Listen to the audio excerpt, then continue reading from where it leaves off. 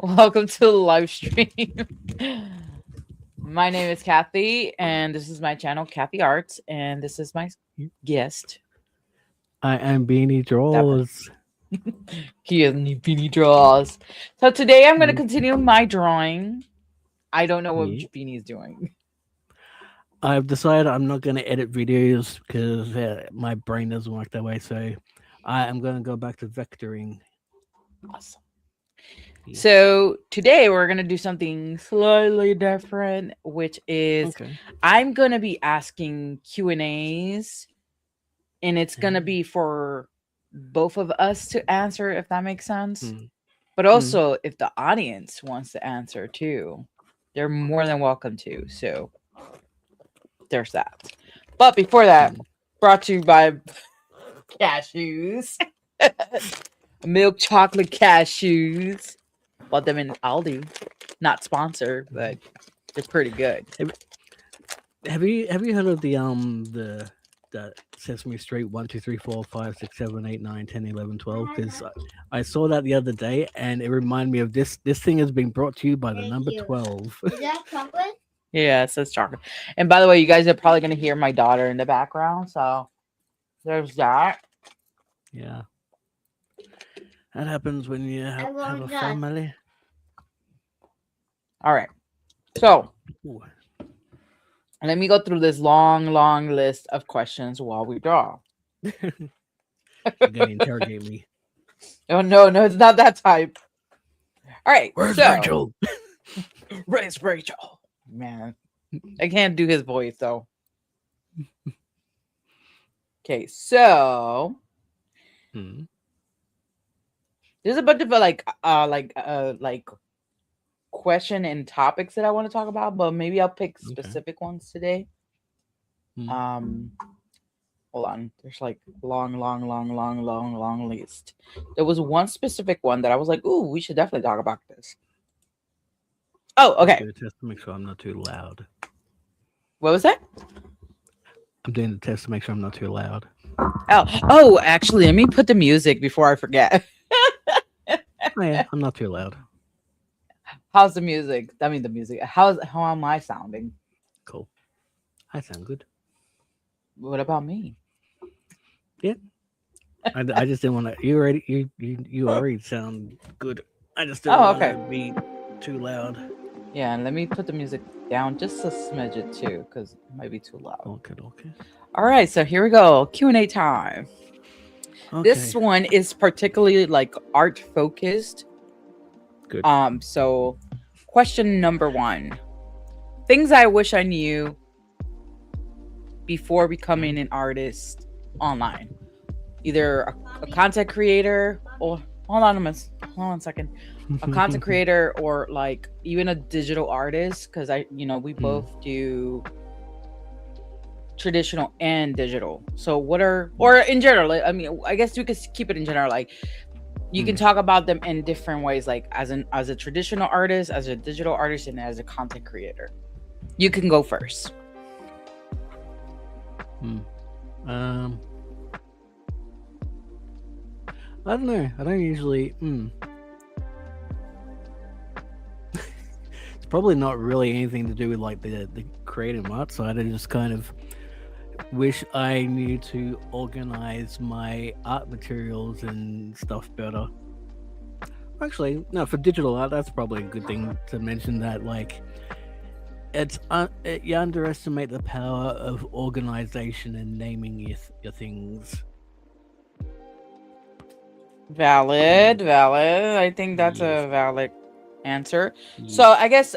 I guess as an artist that would be, but as a content creator, or I guess as a person Hmm. who, because you have quite a following, um Yeah. what are things you wish you knew, that like what are things you wish you knew before you got to where you're at, or what are things Um. you wish you could have done better? About YouTube. Yeah, it could be YouTube while you're doing art, so it's still art related, Um. but like Well, for me anyway, it's a bit probably different to most people because I kind of wish that I. Hang on. Kind of wish to I what? kind of would have made my channel a bit more anonymous, because, or because I'm always gonna like drawing dinosaurs, but I'm the kind of person where I prefer the artwork to speak. Because over the last few years, I've felt a lot of pressure in terms of expectations and people going, oh, can you draw this? Can you do that? And if they don't know who the person is creating the art and there is no real pressure or expectations, I can just let the artwork be me. That's Nice. Yeah, I think we spoke about that before. Yeah. How you said you wish it would have been. So it's interesting that you kind of bring it up. You bring it back up. Yeah. I mean, I don't know if we spoke about it in live though, or was it like on one-on-one basis? I'm not even talking about like those kind of niches. Just like, for example, if I just want to draw like, so I hang on, let's get an idea of what I've got. Okay, so for example, like I've set up my channel to be kind of like drawing dinosaurs, but you see me drawing that melting brain. I've seen quite a few of your artworks. Yeah. A lot of my artworks have nothing to do with dinosaurs, so if I do something like that now, that's probably too generic for my channel. So there's nothing to say I can't just make a new channel that's just for generic art, but like being niched is good for growing a channel, but it's also limiting at the same time. Yeah, I completely understand what you're saying, and I'm actually going to talk about that in a second when I hit my answer. Yeah. Was that everything? Yeah, that's basically it, I think. Okay, for me personally, as a traditional way, I wish I would have actually focused more on, other than anatomy, because we did a lot of anatomy, and I was just like, no, I want to try manga and anime, but it's actually pretty important. I think I wish I would have explored other medias, other than just the ones that I did. Like, I wish as an artist, I wish I could have just hit more things like photography or like even film. But other than that, like on when YouTube? No. I mean, like as an artist In general. Yeah, in general, like growing up. I think, but and even other like mixed medias, like acrylics. Like I did it, but I didn't actually like truly explore those things. And then when I tried, I would feel like kind of a failure because I'm like, ugh, these drawings don't look great.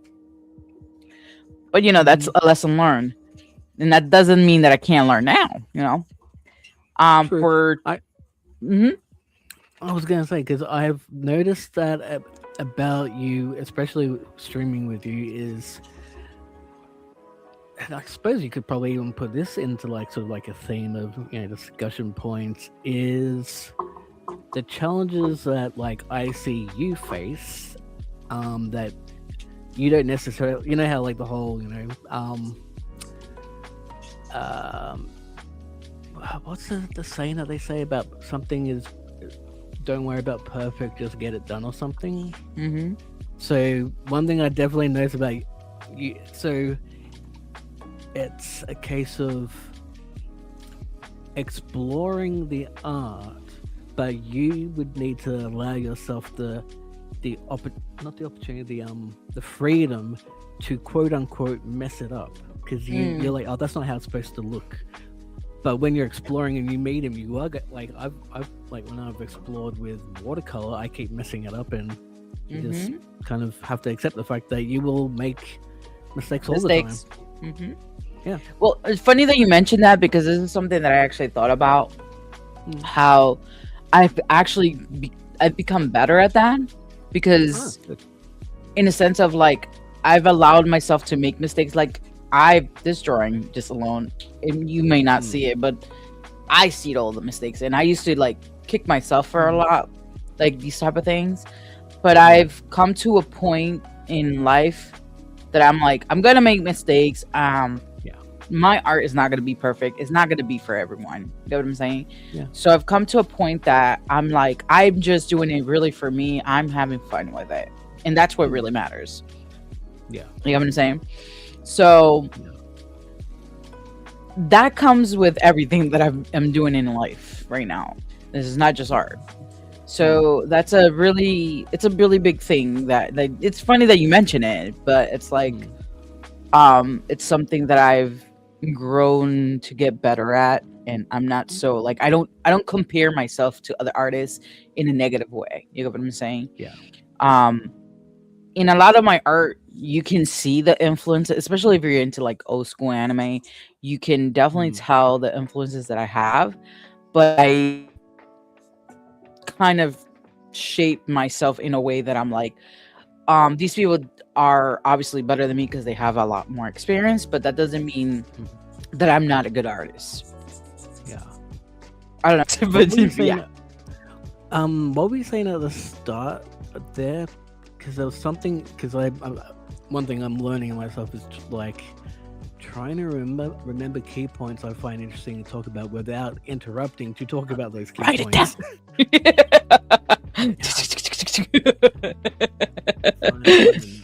How I've gotten better at it, or I don't compare myself to other artists. Something about the learning process and how they'll come to you. Well, to finish off what I was basically saying, and now as a content creator, I find myself looking at a lot of other content creators and other artists and how they do their own thing in Sumi, you have to you have to, oh gosh, my daughter. Mama, sit down. I don't want you to come on the camera. I can't save you with the sticker. I mean, all you could do is like shuffle your camera slightly over and then point it more that way. No, leave that one alone. Why do you need that one? Because I have to copy this. Oh, you want to copy it? Okay, but don't color on it, okay? This is mommy's. She wants to copy one of my drawings. One of my old school drawings, because I was gonna actually show you guys one of my old drawings, but a couple of my, but that's a little later. So I was gonna say how. Now I lost my train of thought. What I can say is if you want to avoid popping in the screen, just move your camera a little bit. Yeah, I might have to. I might have to like. Yeah, there we go. That's probably better. There you go. You got a perfectly good artwork right there in the corner. Two artworks. There you go. So. Oh yeah. So as a content creator, like I caught myself watching a lot of videos on like how to do this and how to do that and how to be a better art YouTuber and whatever. And I caught myself and I'm like, I started to burn myself out and I'm like, I just want to do this and have fun. Like, it would be awesome to money and all that stuff. But I honestly wanted to, because I remember when I started live streaming with you, I was telling myself, I want to do this for fun. I want to do it because I enjoyed making art and I enjoyed hanging out with you. So I was like, why? Like, I had to go back to my why. Like, why did I even start doing this again? Like, why? Because I didn't know what direction I really wanted to do with this channel. And I'm slowly figuring it out still. But like, I wanted it to be a fun thing for me. Okay. So you were basically sort of watching other art channels and to maybe not comparing, but using art channels as like a point of reference to base what you could and couldn't do. Yeah. So it was kind of like to follow the rules, but I'm like, why am I following another person's rule when I can make my own rules while still following the YouTube rules, if that makes sense? Why does it have to be like just like I'm drawing? Why can't it just be like I could vlog one day? I can go in a convention, draw there, or I can talk about mental health while drawing. It could do literally anything. Just because it's called an art channel doesn't mean that it has to be just me always drawing or making the art. I can talk about the art. I can troubleshoot certain things. Yeah, and that's something that I really have been thinking about like the last few months. And I'm like, my videos might not get all the views in the world in this channel, because I'm not specifically niched if in that way, but I Yeah. don't want to be. I want to Yeah. really have fun with this channel. Good job. And I really want to have fun with this channel because I'm already like so focused, laser focused on my other channels. Not that I'm not having fun with those channels, but it's like it's so like feels like so strict, you know, that I want to have a little bit more flexibility in this channel. That's probably the big thing. Yeah, it's interesting because like so that is both one of my issues that I kind of had in the past, except in a different way. Because I never watched YouTube, like art YouTube channels, which is weird because like I'm an artist, but I don't know, just like watching art channels, like mate, like I don't know, just it's weird. Like watching other people's process generally wasn't really all that super interesting to me. I was like going, well, I just want to make my own art, and so I never had that whole thing of how an art channel theoretically should or shouldn't be. But yeah, from watching all the other YouTube channels out there, that's what made me go, oh, I have to structure a video this way. I have to like, you know, the starting point and like, you know, the niche and all that. And then that's what made me go, it kind of overwhelmed me. And then over about like the last 4 years of not making content, I've sort of more just been a viewer. So now instead of thinking, I mean, technically speaking, it's still not doing what you, like the quote unquote what I want to do, but it's more like what do I want to watch as a viewer, and then that's what I want. I'll be creating. Yeah, and I think that's what I was trying to do too. I was just trying to see like what would catch my interest. There were people that were doing things that I caught my interest, like the whole like cinematic. That's why I started like experimenting with the cinematic stuff. But then I was like, okay, I want to learn about that, but it's like, and I want to do some videos like that, but it's not gonna be all my videos. Yeah. The problem with like learning all the cinematics is, for me, that's kind of what ruined the like for a while there, I couldn't make art because I had this mindset of, well, I'm not filming it, so I shouldn't be making it.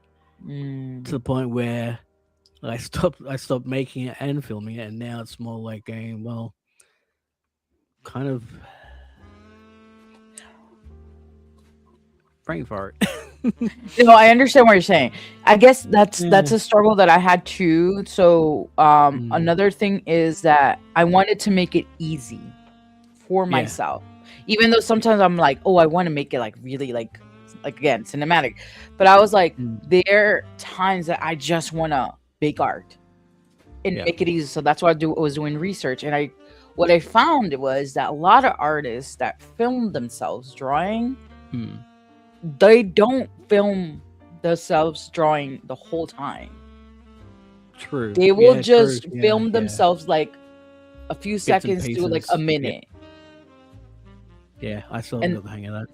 Yeah, and then basically do like B-roll and like, you know, when it comes to the content creating part. My issue is that when you do like things like speed drawings, they don't do as good unless you have like some sort of voiceover, or sometimes it doesn't even do that well unless like you're pretty popular, or if people even care about what you're drawing in the first place. Because if you have OCs that people don't care about, they're not gonna watch, and that's where I'm like, you know. Yeah, I guess I generally don't watch like character. Sometimes there's like, I wish I could remember his name. Actually, I think he passed away somewhat recently. Oh, there was this like Japanese. There was a Japanese artist who would create ink drawings without a single like sketch. Like, oh, was it like dotted? No. It's just like full on, just like a full on illustration. And oh yeah, there's yeah. and I was just like, ooh, I don't remember why I brought that up. Because you were impressed by his art. Yeah, like the fact that like there's maybe one or two artists that there's like this one other artist that, but actually, luckily I can't remember his name, but he started making amazing art. And can you hear that in the background? The fan. No, all we hear is Cool. the music. Nice Very work. loud to me. So The music? No. My there was like a loud air dryer. No. We don't hear that. So there was an artist who did really amazing drawings, but then he kind of fell into the Mr. Beast trap of Oh, trying to challenges, be, like, yeah. And So focus it more on wasn't because of the challenge aspect. challenges, like art challenges. It was, but it was the way he set it up more as like. So he can get focused more on the popular and people- stuff. It focused more on the people than the art. And I'm like, if I'm going to be on an art channel, I kind of like. I care about the artist to a degree, but if I'm following an art channel, I'm following the artist artwork as well. Yeah. I think what might have happened was, so this is one of the not fears that I have, but it's more like I want to also do this, but at the same time, it's not going to be like a major part of the Yeah. channel, which is like Yeah. eventually interview or have other people come into the live stream. Or I didn't say that being a problem though. yeah, but I think what happens is that people start gearing away from their own art and then just focusing on other artists, which is, it's not a bad thing. But if your channel started off with your art, why is it that you're focusing on other artists? Unless you think that they're going to bring some sort of value that you're going to learn from in your audience, and that's different. I have an artist I've been watching for quite a long time now. Have you heard of 1000? No. Your homework is to watch his content, because he is a really great example of how he maintains his art, but he kind of like interviews other artists and talks to other artists and shows their artwork in his own projects. And it's like it's like a really cool way of like seeing how he incorporates like community into his art. You definitely watch it. I think you'll love it. I think for me, it's not about like popular artists. It's more like artists that I know that can bring the value, and then even like small artists that have amazing skills, or they worked in like some sort of industry. Because I know a lot of I personally know quite a few actual comic book professionals. And that one of them being one of my former teachers that I grew up like taking his classes, and he was actually a professional. Like he worked with Marvel, and I think he even worked with DC at some point. And that's why I'm like, people like that. And then the fact that for me, it's important that he's Latino, because I'm like Latina myself. And I'm like, I know it's not always about like race and culture, but for me it is. Like it's important. So having a person that represents my culture to some degree, because he's Puerto Rican but I'm Dominican, but it's like we're like cousin families in that sense. It's like that stuff is important. It's much like when we bring awareness to other cultures and they're involved in art, and it's like I feel like it's so important. But that's a topic for another day. But like I feel like it's super important to talk about those things.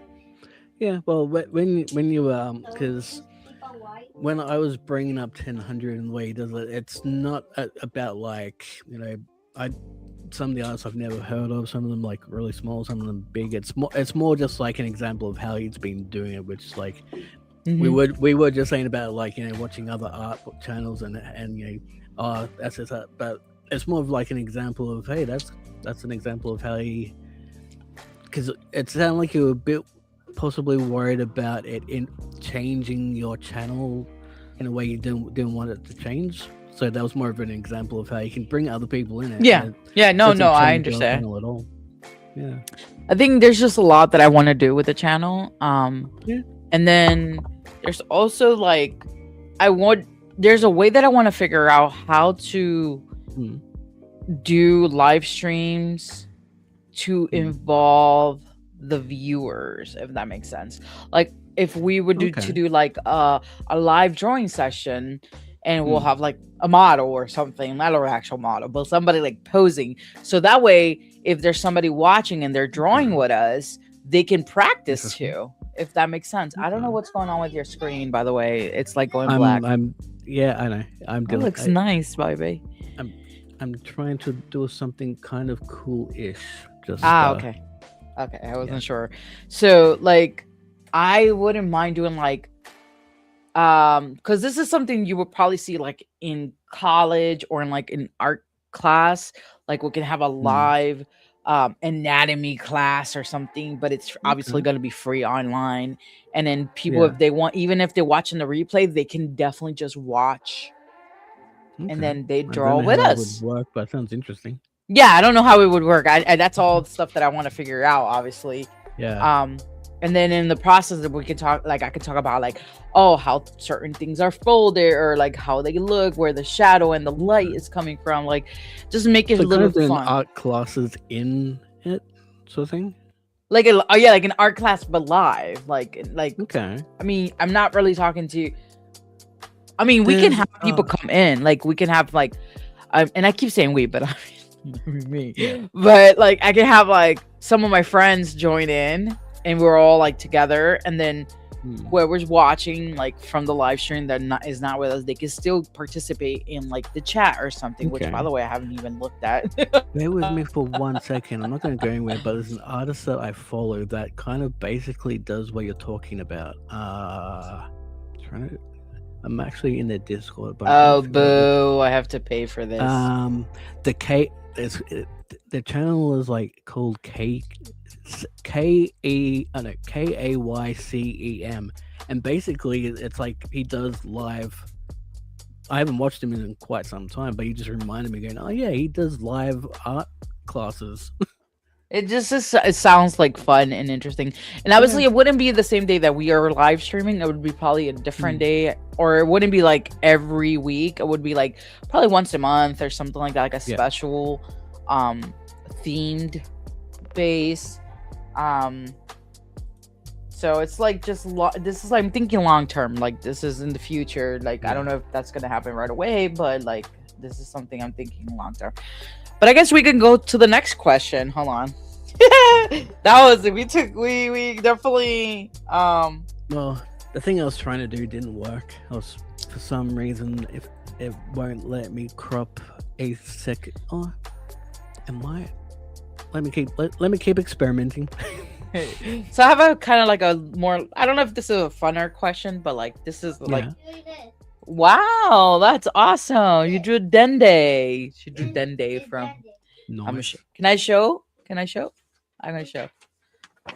She drew Dende from Dragon Ball Z. She tried to draw him. Let me see, where's the sticker? Show me the sticker. I can't find it. It's right here. This is Dende. Oh, that dude. Yeah. Oh my god, this is all. All right. So next question. How do you know when you actually finished a drawing? When do you determine where your art piece is finished? Tricky one, right? Let me think about that one. You're gonna have to think about that. For me personally, I feel like, especially when it comes to any medium, actually, you don't really finish. I feel like, especially like acrylic or even digital, like acrylic, I feel like even oil paint. Well, any media really, I feel like there's no true finish point to it. You can finish at any point if you decide to. And if you decide to go back to it like years later, you can continue it. Oh yeah, true. I would probably I kind of realized when I was just thinking about how I go about things. I'm like, basically I determine an artwork is finished when I can't think of anything else to add to it. I'll be like, yeah, I guess that's done. That works too. Yeah, I mean that one's a quicker answer, but like I think that was a very interesting question. I was like, oh, this is actually. I feel like I've asked that somewhere. I can't remember. Oh, did you? I feel like maybe, but I can't remember. Okay, so I guess before I ask this question, I'll ask another question before I ask this question. Okay. What style of art is it's more intimidating for you? Drawing human faces. So like just okay, drawing human faces traditionally or digitally or through paint? Just in general, or all drawing human faces. All right. With it, it's because like when trying to draw, I guess it's not even trying to draw the face, like the human face itself, but more if I'm drawing like just a general random character, that's fine. But if I'm trying to make it look like somebody, it's like, okay. Especially like, I don't completely agree with you. I've seen some of your drawings. I feel like there's some of them that I've seen that actually look like the person you're referring to. And this is where that's my version of, you know, when you're drawing something like, oh, I don't like this, how this is turning out. That's my version of that, where I'm like, okay, you can think that, but I don't think it looks that way. Yeah, fair. But it's just like, so for example, The Simpsons and South Park, how they are able to represent, like when they have a celebrity, like, you know, in the show, how they can manage to get the core of the celebrity with minimal lines. I'm like, how do people get the core of a celebrity with minimal lines? I think that's a true skill, to be honest. Man. That has to be a true skill, because even I am not great at that. Yeah. So anything else? Is that the only thing?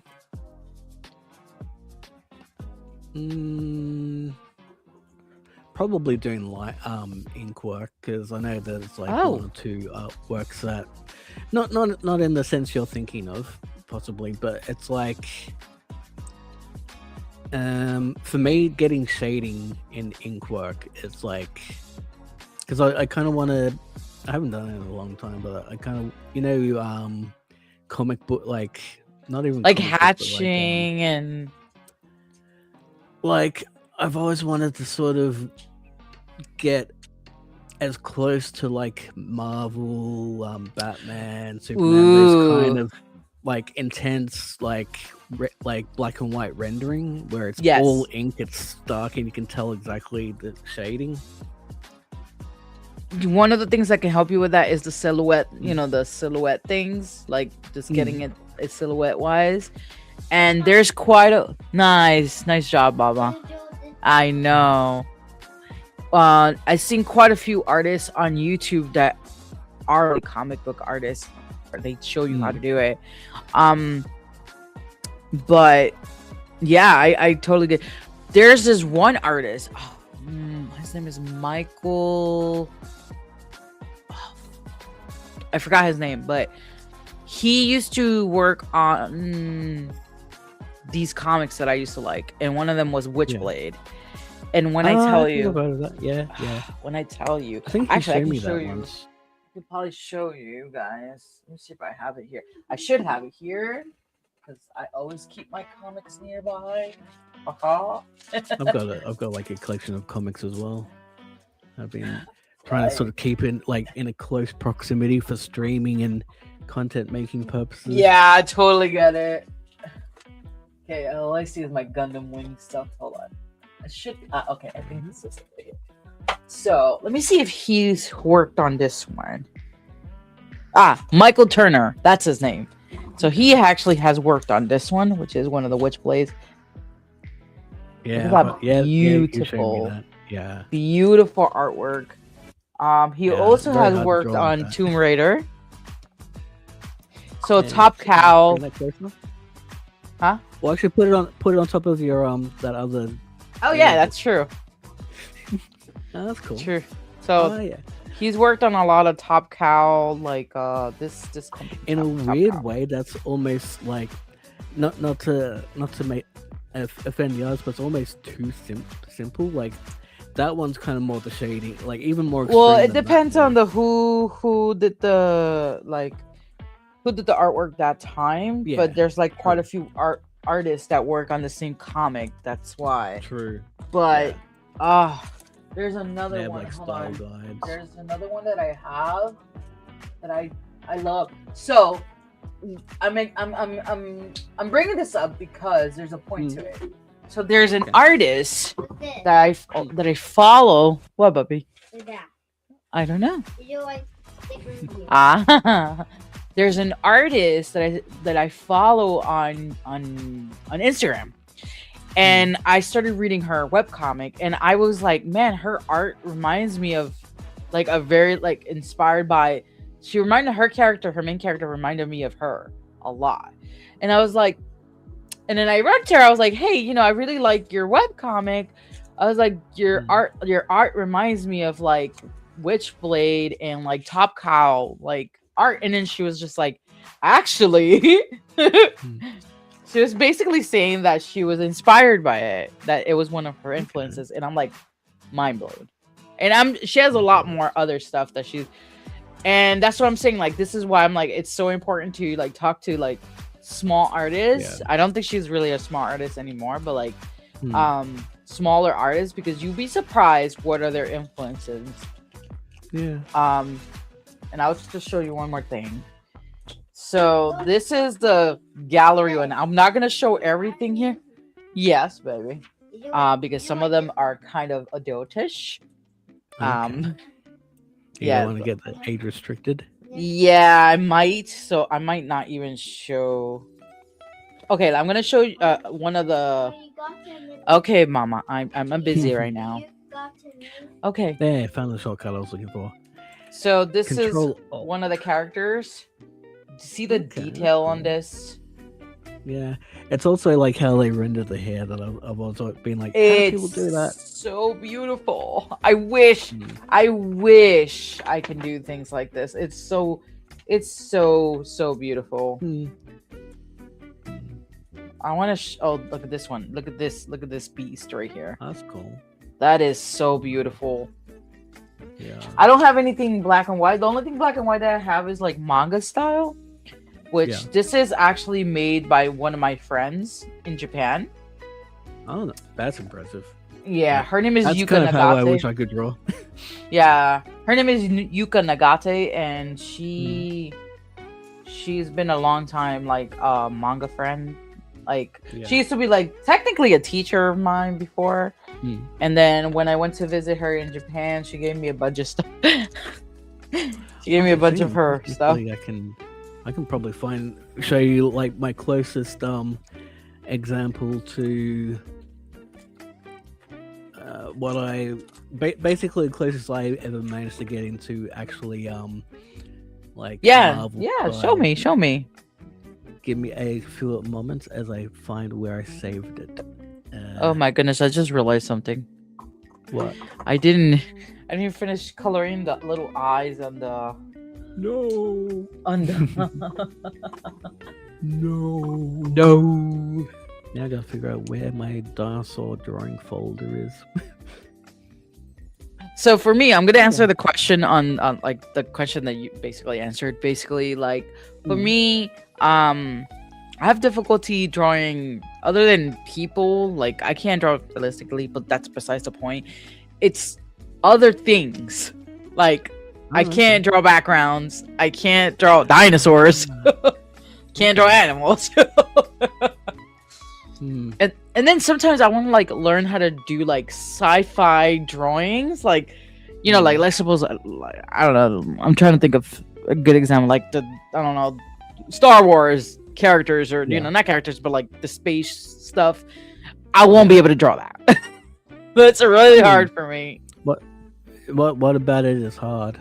Is it? I don't know. It just like it's almost sounds like it's a rules thing. Like you think it like artwork, like certain kind of niches have a way that they are meant to be drawn.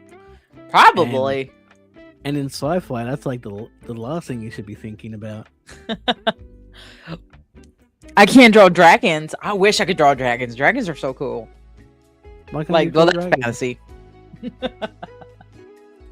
You're gonna have to teach me how to draw dragons. Yeah, well, what makes a dragon? I don't know. The wings, the tail, the head. Yeah. What kind of? I can draw a dragon that looks like a human, basically like a humanoid kind of dragon, but not like an actual dragon. Okay. But again, it could be what you said, like that things have certain rules, but they don't really have to follow the rules. If that makes sense. I'm one of those kind of artists where I don't care about the rules. I'm just like, yeah, that's how it's meant. This is how it's meant to be, but I'm doing it my way. Yeah, I get it.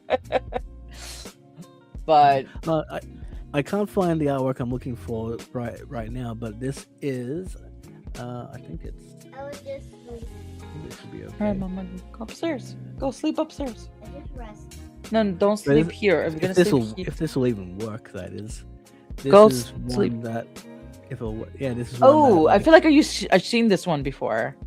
Yeah, I try. This is like my attempt. Like scales, easy. Faces, no. Okay, so I'm gonna disagree with you again. I know that there's certain artworks that you don't show, and I'm gonna keep that in mind.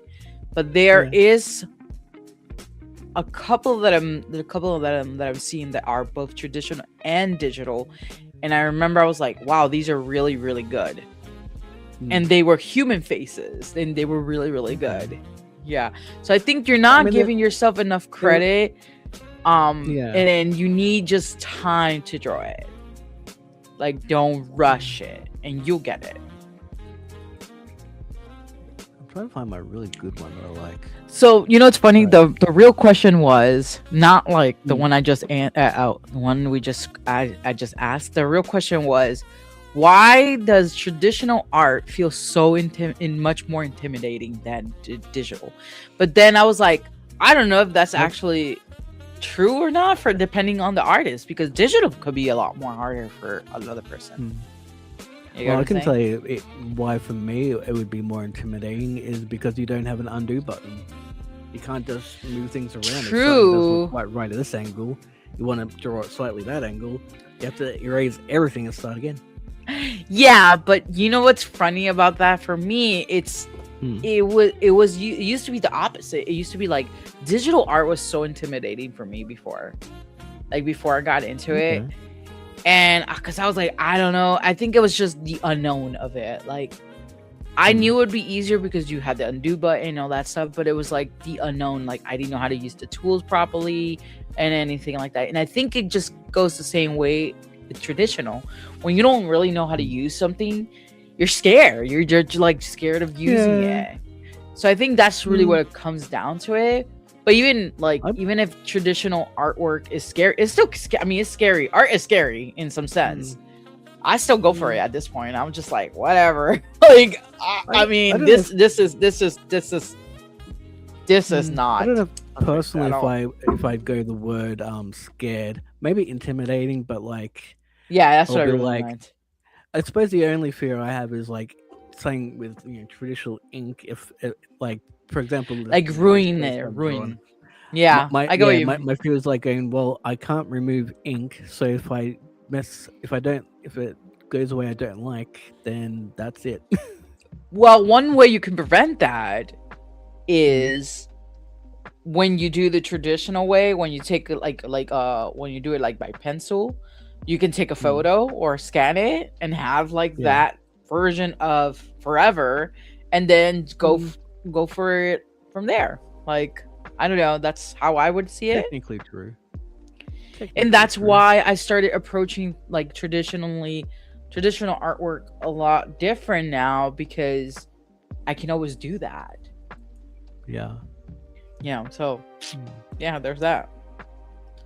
Oh, did we go offline? Don't know.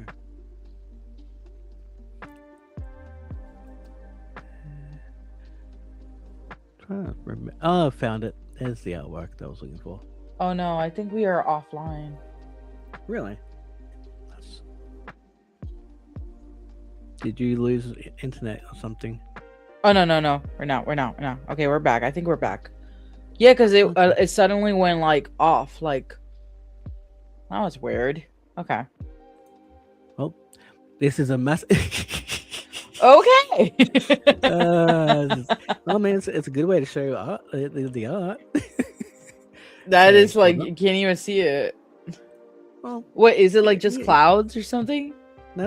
You'll see what it is. You'll see what it is. Okay. I'm gonna make it the big reveal for you. All right. It's a very big artwork. This is actually the print version of it. Hang Ooh, on. I see a lot of clouds though. Actually, this is a good way of teasing it. Actually, so there's a moon. Uh huh. There's a palm tree. Uh huh. You Is can it a see dinosaur it- one? Of course, it's a dinosaur. And then you Ooh. can actually, you don't usually see like the all the, because there's all this. Ooh, that detail. Oh, I wish Yeah, we can. but now I have to go back so I can zoom find the in. crop marks. There we go. Damn. I have to go move it down, shrink it down, shrink it. They need like a quicker way to shrink these. And just keep covering myself. Well, in the meantime, while you do that, I'll ask the next question. This is called the art style crisis. Art style crisis. I mean, this is probably and I'll put it in the behind later. Oh, I seen this one. That's right. Wow, Yeah. you know what's crazy? There you go. I appreciate the details a lot more now.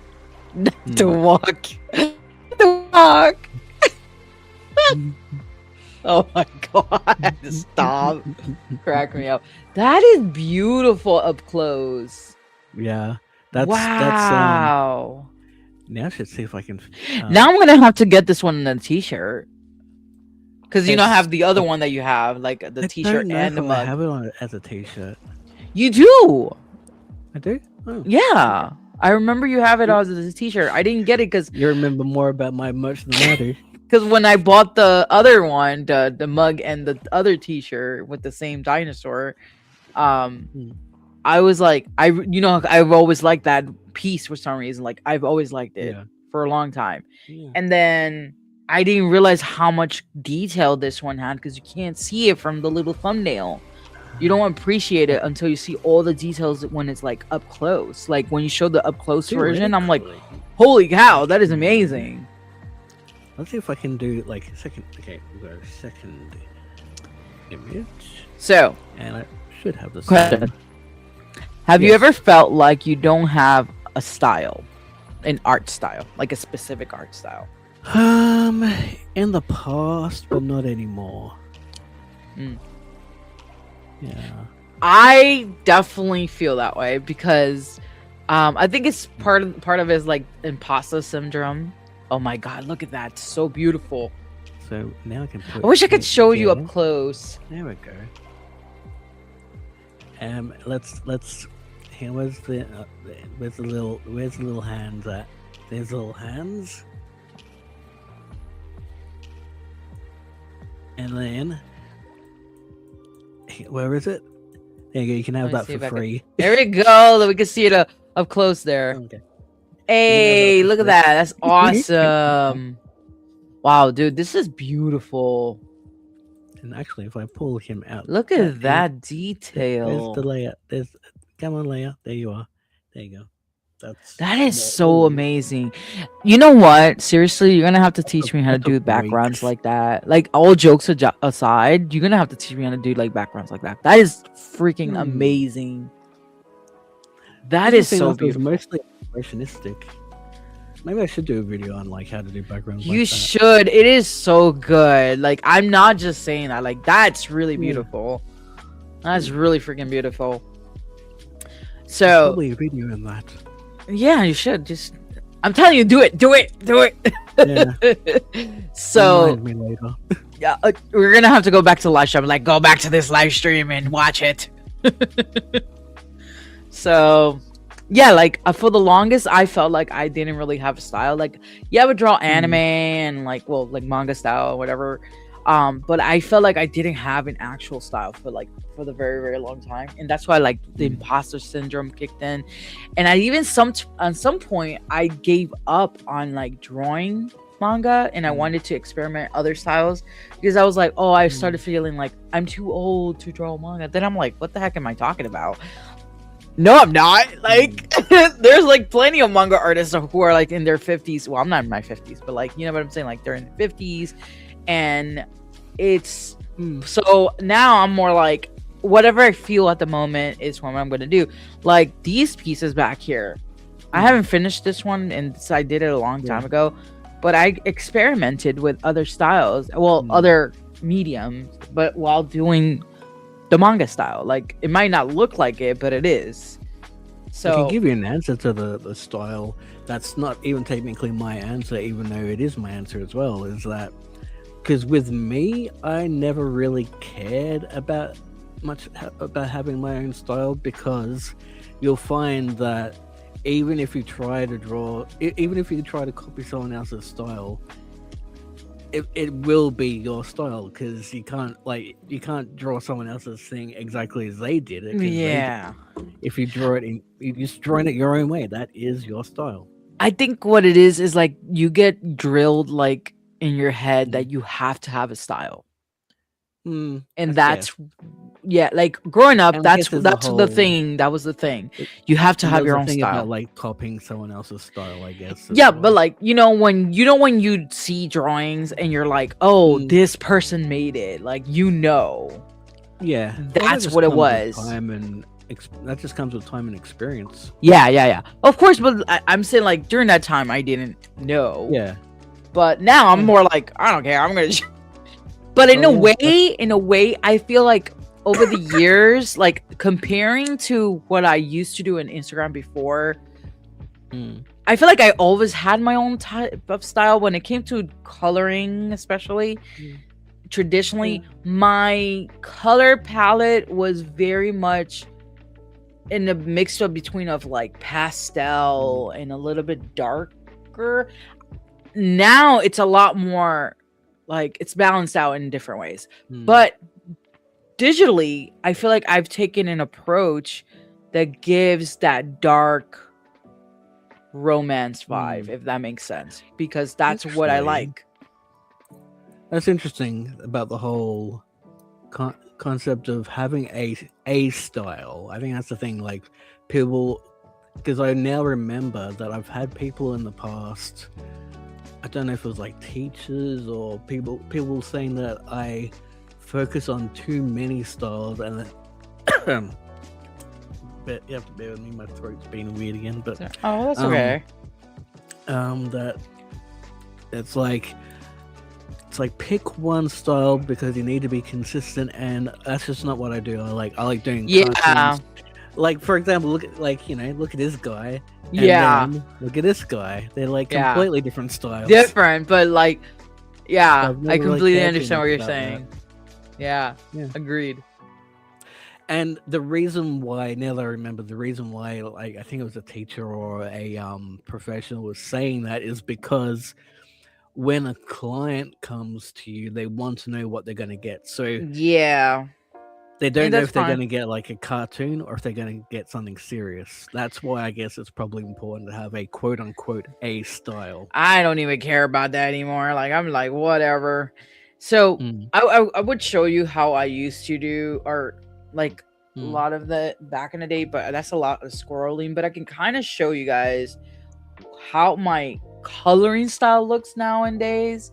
I don't know if you can see it. You're gonna see this face of mine, but basically, like, I don't know if you could get the theme here, like the color themes, how my art style it is now. Is that your Instagram, is it? Looks like it. Yeah.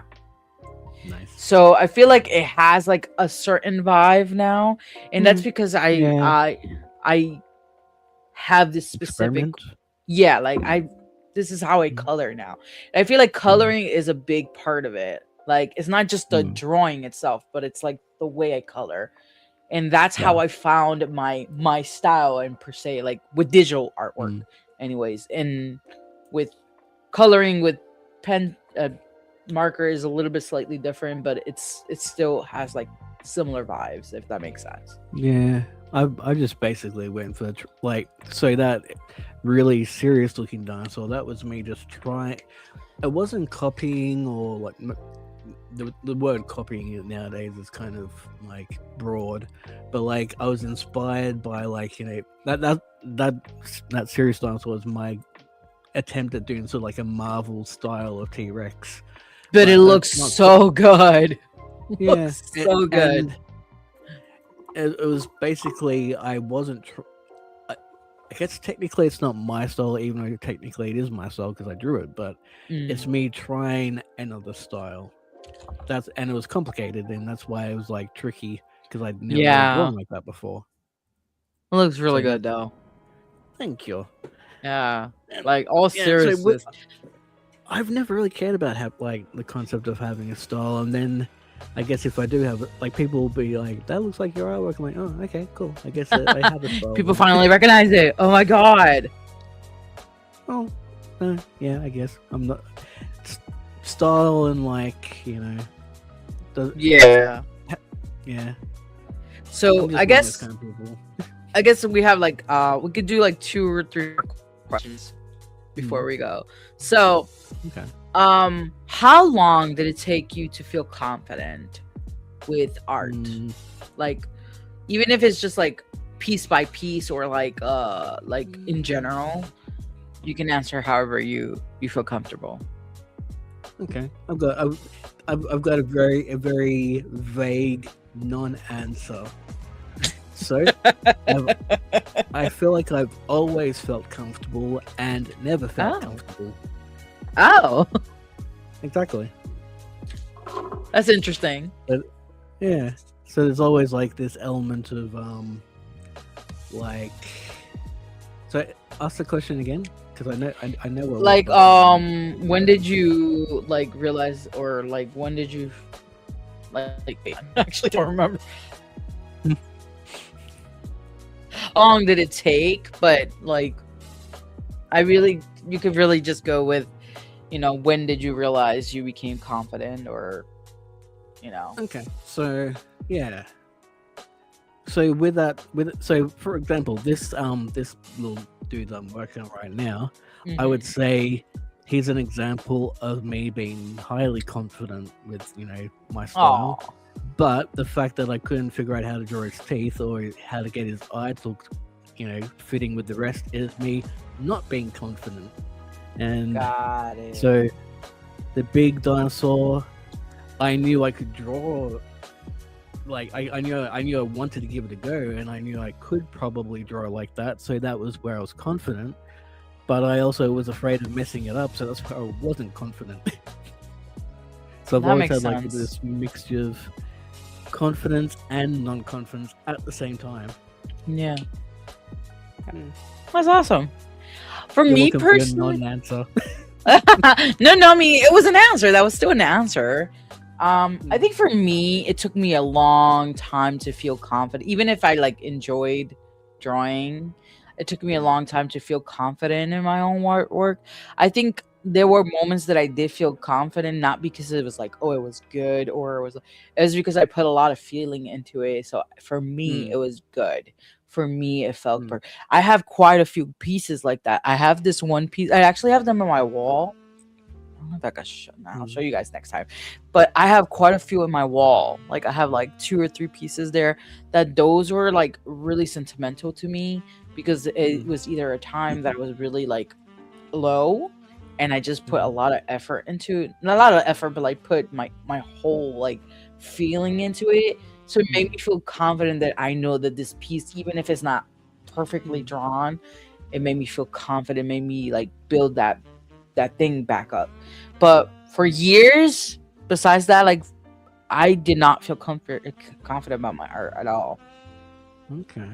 I did not. I had to find ways to feel confident, but I know that being inspired by other artists, like not necessarily like big artists, but like being inspired by other artists maybe some big artists like manga artists, but like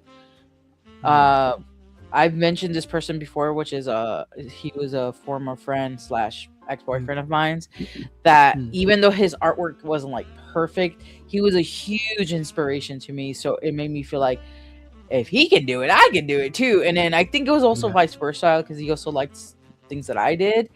So it's like you just find things that you're like, oh, okay. But it wasn't until much further until adulthood that I started feeling more confident about my artwork. And then I had that downfall of like not doing art for a long time. And then now I think I'm not like there, like fully confident, but I'm a lot more confident about artwork, especially after getting commissioned by people. Like I got commissioned by one guy that was a YouTuber, which you know about this story. His name is Tyler, and he had the Gamer Gramps YouTube channel, and he hired me to do quite a few pieces for him. Because he was doing like Civilization 6 gaming, so he wanted some artwork for the channel that he was doing. And then TubeBuddy like hired me, and that was like the biggest commission that I've had. I've actually talked about this in another video, and if you want to watch that, I'll link it up on you have to remember where it is so I can put a link to it. Yeah, I'll put it up in the card and then down in the description. But I talked about that and how I got hired in the process for that, and how that was like one of the biggest commissions that I've had. But like because of these experiences, I got a little bit more confident, even though I really didn't feel confident at the moment doing the artwork, because I was like, oh my god, I know I can do better than this. That made me feel like, okay, I'm worthy of getting hired. So it gave me a little bit more confident boost, but it also triggered my mind to get better as an artist. But yeah, if that makes sense. Random question. Yeah. as I was looking through my colors, do you know much about CMYK and print colors?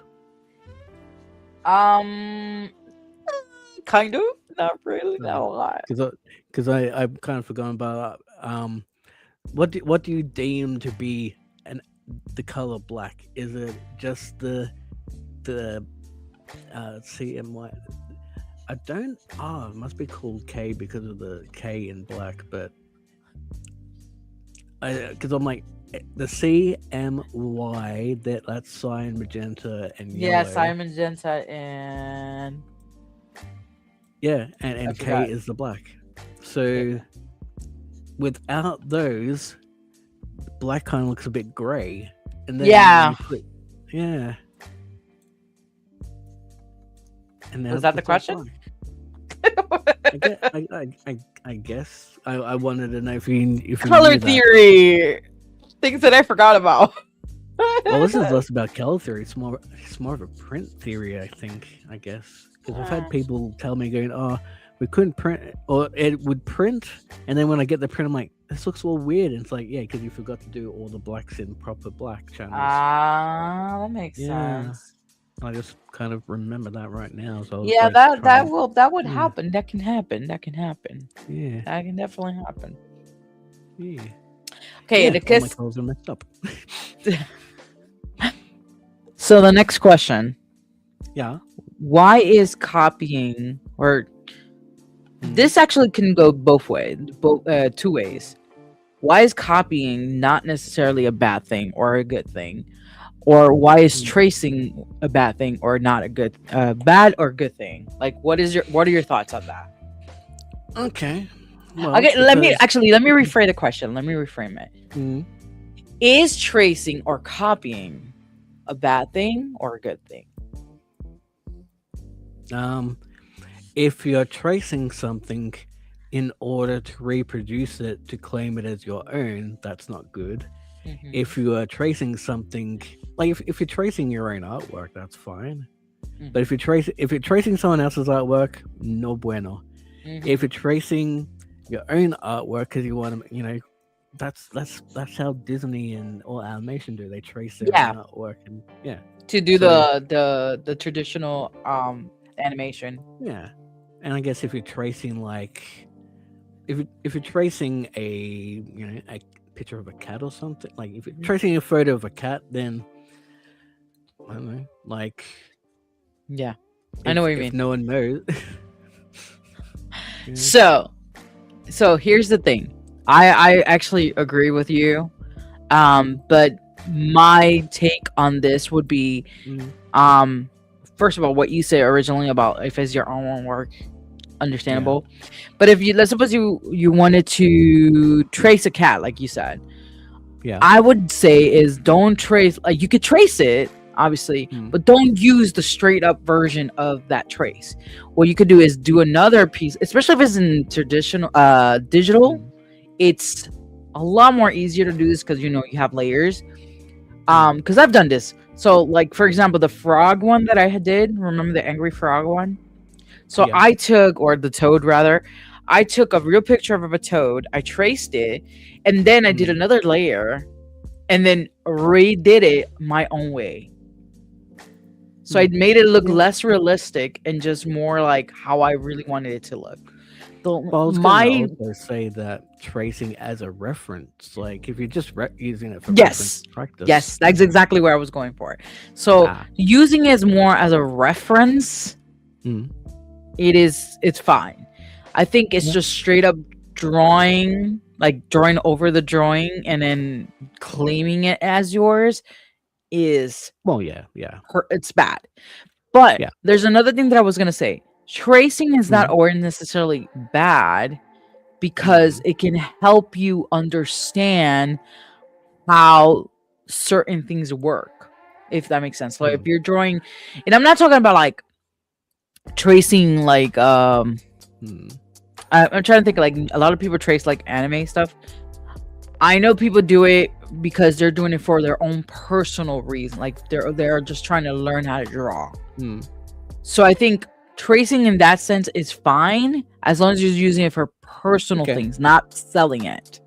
I now challenge your well, not challenge it, but I raise you a question in terms of art, and then because in the world of art we have this thing called mixed media where sometimes you take cuttings from a magazine or something Mhm. and you paint over it, so you're using someone else's artwork, which is technically the same as tracing, but then you're Mhm. adding your own artwork onto it. You're like doing your own and flair to like it. yeah, and like for like the guy, I don't remember the guy who did the Campbell soup, like the pop art kind of stuff. Yeah. Yeah. Yeah. I think Yeah. there's a gray line between there. Like that's Yeah. really hard to say. Because then you're But I also think thinking if about it's your like own artwork for yeah. yourself, it is one thing. Mm. But to like sell it when you have somebody else's stuff on it, it Yeah. can become tricky. It's like Okay, really, so now really the next tricky. question is Daft Punk the band. Should they be selling? Should they have sold albums? Because a lot of their music has samples of other musicians in their music, and they Yeah, based but all their that's music on it. that's the only okay. So I don't know what approach they did Okay. to this. When it comes to sampling, those things Yeah. are fine as long as you have the license for it. I don't Because there's ways of doing that. There's legal ways of doing that. So a lot of artists, not all artists, a lot of artists when they sample somebody else's on work, royalties. Yeah. they have like royalties for Yeah. that. That's why these licenses exist. Yeah. So you'll get like they'll get royalties, but you'll also get paid Mm. for it, if that makes sense. Yeah. That is a completely different approach. And that's why those laws were made Yeah. for that reason. Because hello.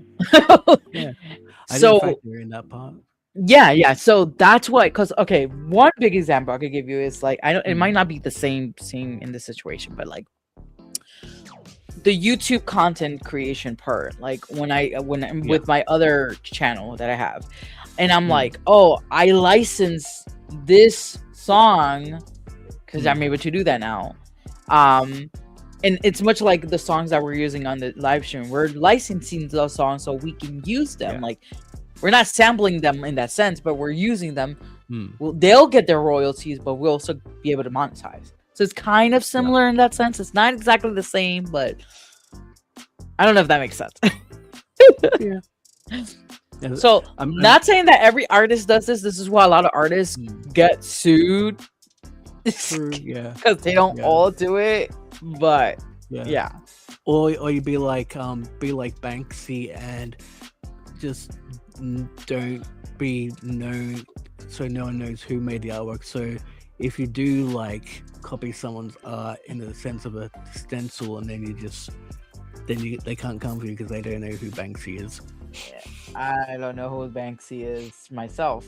Have you heard of Banksy? No. You don't know who Banksy? Oh, he's like one of the most famous graffiti artists in the world. Oh, okay. See, I wish I would know more like other artists. I'm kind of lame. I don't know many artists. But yeah. So do you think about like street art and that kind of thing? Street art is like it. I like to look at it, but I don't know like actual artists, if that makes sense. Okay. I appreciate it. Like I appreciate the way it looks, and but I don't know other and like graffiti and street art artists.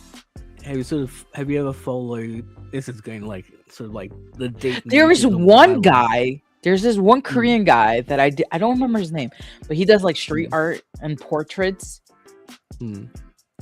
Beautiful, but I just don't remember his name right now. Yeah, I was gonna say this. Even I get to the point where like I'm more interested in like I got the hiccups. Oh boy, like Pixar concept artists. Oh yeah. I had a friend that was like she wanted to be a Pixar artist so bad. She never really got to do it, but she was amazing at doing like fantasy characters, which I was like, why do you want to be a Pixar? Where you can literally be making video games. Like, girl, what? Like, her artwork was so amazing. And I'm just like, she was also Korean, but like, well, she is rather. But I think she became like an art teacher in some university in Korea, but she didn't really like pursue it. I don't know what happened. I don't know if I'm like, girl, you could be working for Blizzard or something. Apparently you don't want to nowadays. You don't want to? Yeah. Why apparently, not? well, not. I don't know the in-depths about gaming. I just know apparently Blizzard aren't that great. Oh, that sucks. Yeah. Are they not paying their artists? Possibly. I don't know enough. All I know that Blizzard has a bad reputation or something. I don't know. Maybe I. Oh, that really sucks. I didn't know that. I could be remembering completely. I mean, you probably are right, because a lot of these companies are. It's not just Blizzard. It's like even really big manga companies or anime companies don't pay their artists a lot of the time. Yeah. And then imagine the other artists like voice actors and stuff. They don't get paid enough for this kind of stuff. Like, it's crazy. Yeah. But yeah, let me see. Do we have another question? I figured out the solution to my issue. I was trying to figure out the way to get all these colors to be unified. What you do is you right click the color that you want, and then you, even though you can't see it on my screen, but then you go make a style, or no, create a style, and then you have a style, and then anytime you select something and you're like, I want to do it in that style, you just click on your style and boom. Nice. Okay, here's a fun question. Okay. Who was your first fictional character crush? Could be from a show, an animated series, or like a movie, anything. Probably April O'Neil from the Ninja Turtles. Ninja Turtles? Oh my god, no way! I loved her. Probably. I can't actually remember mine, but I think I had quite a few. Depending on where we're talking about, if we're talking about like Disney or we're talking about anime, like it varies. It varies. So, do you want to know mine? I Go have for it. quite a list. Is it an anime? Because then I probably won't know. So, okay, so for non-anime stuff, first of all, I didn't realize this until recently. So, back in the days, I used to watch Gargoyles. I don't know if you know Gargoyles. I've seen that. I've seen that show. So back in the days, I didn't know that any better, but I saw a video that I was like, wow, this makes sense. It's like, why do I love like dark romance fantasy stuff? Gargoyles, because it could be not just gargoyles, but like a different like cartoons from back in the days. I'm like, oh, that makes a lot of sense. Why do I like monster love? If you know what I mean, not just love. But anyways, Monster love. Hey, monsters need loving too, apparently. and then obviously there's things like vampires and stuff like that. But yeah, one of I'm trying to think of what fictional characters that I really like. I guess from Disney, it was Tarzan. I was like crushing on him majorly. Yeah, I guess. I was like, yeah. Oh, and Eric from The Little Mermaid, the prince from The Little Mermaid. God, that character. I was like, he is a perfect man. And not because he was a prince or anything. No, he was like this perfect male character that was not given enough credit in Disney. Like he was so good. He was so down for this girl, not just because she was beautiful, but he was so down for her that it didn't matter. Like it was awesome. Okay, even watching as an adult, I'm like, yes, Eric, you're amazing. You're an amazing prince. You're probably the best prince in Disney. But you stand for him. Yes, I stand. That's the correct term. Yay. For anime, that's a hard one though. You might not even know the ones I have quite a few. So actually, I'm gonna mention one of them right here. I can show you. So, okay, I can show you probably this way. From this show called Gundam Wing, it was this character named. I've heard of it, but I've not seen it. That's my boo right there. That's my boo. Okay. But then, now I can't say that because they're like children. They're 15, like 15, 16-year-old characters. So it's like, I can't say that. I mean, like, if it was that many years ago, you could just, like, pretend that version of the character that you stand over is now your age. Yeah, but they're probably older than that in reality. Yeah. See if this, there's another character from this show called Inuyasha. There's two characters that I like. So one of them was Shishomaru, which was the brother of the main character, of the main MC. And then another character, which was his rival, called Koga. He was a wolf character. And the interesting part about the wolf character in the dub version and the English version, it was the same voice actor that did this character. Okay. So once I heard him the first time, and I was like, "Oh my god, it's Scott McNeil!" I was like, because he was my favorite voice actor at the time. I was like, "Oh my god, Scott McNeil!" Because he originally played this character, and then he played the rival character of this show. Yeah. And I'm like, "Oh my god!" So I was like major big fans of the characters. Nice. Yeah. Then I like quite a few. Like I mean, if you could look at my stuff, I love anime. So yeah, it's hard. Like I never really watched all that many cartoons or anything. Like the only thing I guess I only really hyper focused on one thing or two things. So it was like for me, it was basically the Ninja Turtles, and that was basically it. No, dude, not me. I used to watch like, you know what's crazy about that? Like, when I was growing up, I was literally watching almost every cartoon show on TV at the Okay. time when we didn't have cable. Like we would watch like on the local shows, the local channels, and then any anime that was on, I would watch, even if it was not like the ideal type that I would watch now. Like I would, Yeah. and I feel like a lot of the kids in my like people from my generation that we grew up like around the same thing, we were definitely all the same way, especially with Pokemon. Like when Ah, yeah. Pokemon was on, Yep, like that's one I watched. first generation Pokemon, like we Yeah. would watch every single episode on TV. Like I would Yeah. never miss an episode at all. So that went on for years. Like I think it was all the way until not Johto. It was like much after Johto, the Johto leagues. But I watched quite a few seasons, like every single episode, because I was obsessed with anime. And that's just, it's not just with Pokemon, but it was like Digimon, Pokemon, Yu-Gi-Oh,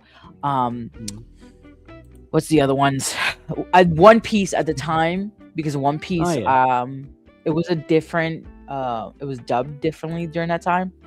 And then Sailor Moon for me, I watched every single episode of Sailor Moon that was dubbed in English, and they stopped at the 4th season because it started getting too LGBT for them, and I'm like, y'all lame.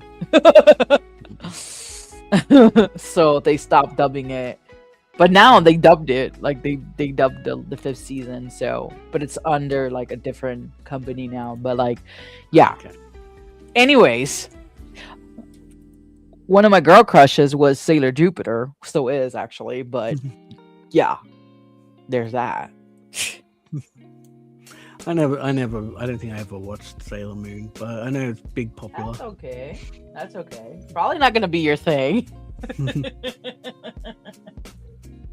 I can respect it though. Yeah. And I do like there's like a sleeping meme that I do sometimes.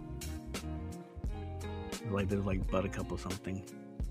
Yeah, but I love that show growing up. So there was the Powerpuff Girls. Yeah. And I think you guys seen if you've seen, like, obviously you've seen it, but I'm talking about like people whoever watches the replay. If you've seen me wearing it, I have a Johnny Bravo shirt on. Yeah, so Johnny Bravo was like one of those shows that I really loved. And then Dexter's Laboratory I can't even pronounce Dexter's Labs, Ed and Eddie. So like that's my generation right there. And that's what I'm telling you. I used to watch Encourage the Cowardly Dog. Like those shows were my jam. Did you ever watch Cat Dog? Yes. Yeah. Cat Dog, the Rugrats. Cat Dog. I never watched Rugrats. Rugrats wasn't really that interesting to me. I'm telling you, I was a cartoon kid. Ren and Stimpy. Oh gosh, yes, but I didn't really like it because I'm like, this show is so weird. That's why I liked it. Well, I think it's because I was a kid, so I'm like, there's something questionable about this show, and I was right, like very right about that show. But then again, I would watch shows like Cow and Chicken, which is weird as hell too. With the do you know what I'm talking about? Cow and Chicken. Have you seen that one with the Red Devil? I never watched that one. I don't think. Oh my god, that one was so weird. It was such a weird show. Which, by the way, I don't know if you know, but like the Cartoon Network shows like Cow and Chicken and what is it? Powerpuff Girls, Dexter's Lab, and things like those from that lineup. They're all DC comic books. Oh. Yeah, so they were all owned by DC, which is insane. Do they start as it, or have they been bought? I'm not sure, but I know that they were. Okay. So they were owned by DC, which makes sense because I feel like Cartoon Network I have seen them as general, comic books. Yeah, I think in we have general, a pretty big comic store where I live in. I've seen all those things as comic books. Yeah. So I don't know if they originally started that way, but I know that they're all owned by DC. And I think a lot of Cartoon Network stuff was They owned probably by own the DC. rights. Yeah, yeah, They're yeah. not owned by DC, but more own the rights. The rights. Yeah, that's what I meant to say. Yeah. Like, so like 'Cause I some think sort of they're still owned licensee. by like Nickelodeon. And then it's probably like a case of Nickelodeon and DC have a partnership. Well, not Nickelodeon. I'm talking about Cartoon Network. Well, I mean, I was about to say the same thing, but I'm like probably not the same. They're not the same thing. Funny enough, you know who actually owns, not owns, but like has the rights to all these channels now, or a lot of the cartoons from like these different ones? Disney. Of course. And I thought it would be Warner, but it turns out that it's actually Disney, because the streaming services, you can see a lot of the stuff there, and I'm like, Yeah. what? Like, that is crazy to me. So yeah. You'll be surprised. You'd be very surprised these days. We might end the stream soon, so because it's getting a little late now. I'm getting down to like, so so I haven't been diagnosed with autism yet, but I'm getting to the point where I'm now naming every single line, because I'm doing vectors and I'm keeping them all the lines in separate layers. Oh, you're keeping it instead of them being called line, now it's called beard hair left, beard hair right, beard hair jaw. I Just so mean, I I know could what it do is. that too, to some extent, but not like that extreme. Yeah, I'm either not organized or over organized. Yeah, because okay, let's suppose you are autistic. Yeah. It's the ADHD with the audio ADHD. What is it called? Audi the words. Oh, ADHD. Yeah. Yeah, I'm pretty So sure. being that's what organized but not organized. Yeah, because I've already got the ADHD part, but Yeah. yeah, the Same, chaos my of having friend, both worlds. Like, hey, hey to was it neurodivergency? As Nick would say, high five, fist bump. To There we go. neurodivergency. We've inserted the token nickname reference. Oh yeah, it's been a while, huh? No, not really. We only mentioned them in the last stream. I'm trying to finish this coloring part so it can go, but I'm just grouping my elements together now. I have a sleeve for my thing. Actually, I could probably. Oh, that's right, because I wanted to duplicate the sleeve. oh god, I can see all the line. I'm gonna have to fix this later. Oh, yeah, that's the tough. So I think the only real way to do that is to. What I was taught is that you have to like basically color it in before it dries. Yeah. Yep. Yeah. That's okay because I'm gonna put texture on it anyways. I never bothered with coloring with markers. I like it. It's just when I do full illustrations, it does get tough. Now you said that paper is designed to prevent it from bleeding through. Mm-hmm. We'll see how successful it is in doing that. It is. It's very successful. Show us. Oh, impressive. See? Impressive. Oh, you can see. I can see it. I can see nothing on the other side. Mm-hmm. That's why I like this paper. As they say in Smosh, the chosen in Smosh. Impressive. Impressive. Impressive. All right, so I think we had a rather successful live stream today. Yeah, I got one line of the beard done, and then when not one line. No, but I think we had a pretty successful live stream. I think the questions were pretty good. Yeah, I like them. Did you enjoy them? Keep coming. Try and keep coming up with more if you can, because I'll be like, definitely will. I think that was really fun. Where? Oh, he needs it. There we go. I found the finger. Hang on. Finger? I should put him in a spot where. There we go. There's the finger line. All right. So, if you watched it this far, don't forget to like because it helps with the algorithm, and don't forget to also subscribe and let us know what are your answers to these questions. Because you know we if want you to know haven't too. subscribed, so do it. Oh yeah, I said that over there. All right, Cheerios. We'll see you guys next time. Bye bye.